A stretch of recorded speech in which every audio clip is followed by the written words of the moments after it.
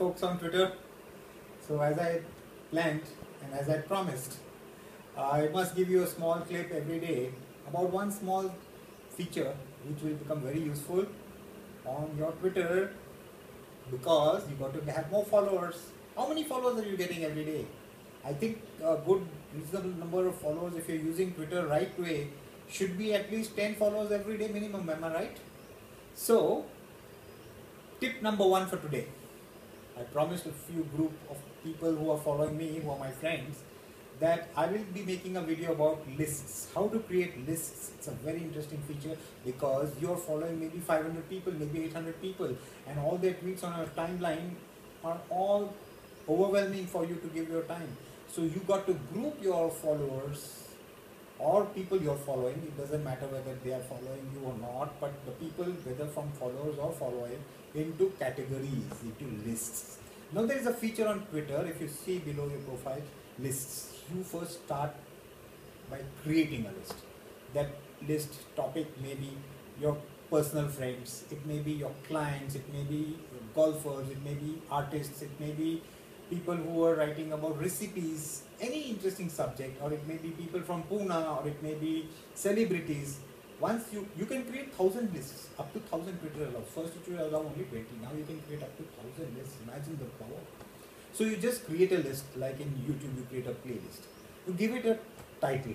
That title may be people who are surfers, people who are in Pune, people who are in America, or people who are authors. You see my lists. Go to my Twitter account at twitter.com/Pankaj Sampath and you see that list. Yes, you see the lists. Now that list may be public or private, we'll talk about that later. You create public lists and then you start adding people to those lists. So you go to every follower or every people you are following, decide which list they should come under, that is which category.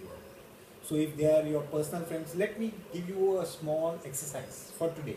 You put your friends whom you meet in real life into one list called friends. Create a list called my friends and start adding people from, if they are following you or if you are following them, from those lists.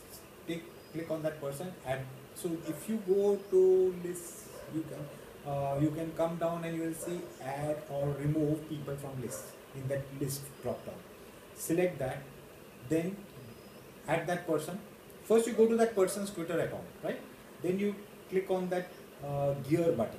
So you'll find so many options. One of the options you will see is add or remove people from lists. Click on that and then put that person in a particular list that you have created. You can put a person in several lists, but you can, let's begin step by step. You create a list first. When you see that if you have not added that list which you want him to go under, you can go down and create a list and then you can add that person. So once let's say for this exercise, for this video, you create a list called friends and keep on adding people in that friends list. Okay? Now, that's it. Come back to your page. On your page, you click on lists and there, whatever list you created, if you click on a list, there will be two things on the top bar. Members and their tweets. If you go to tweets, you will see all the tweets as and when they are, these people who you have put in those lists are there. Whatever tweets they have put, you will get to see the stream.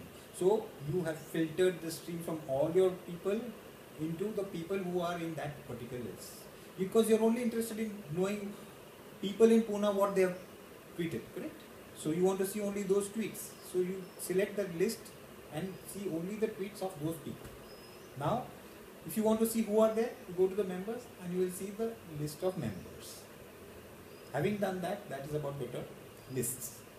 Second tip I want to teach you today, which is very, very interesting, which my friend Udhini and all my other friends are doing, is you can create groups for direct messages.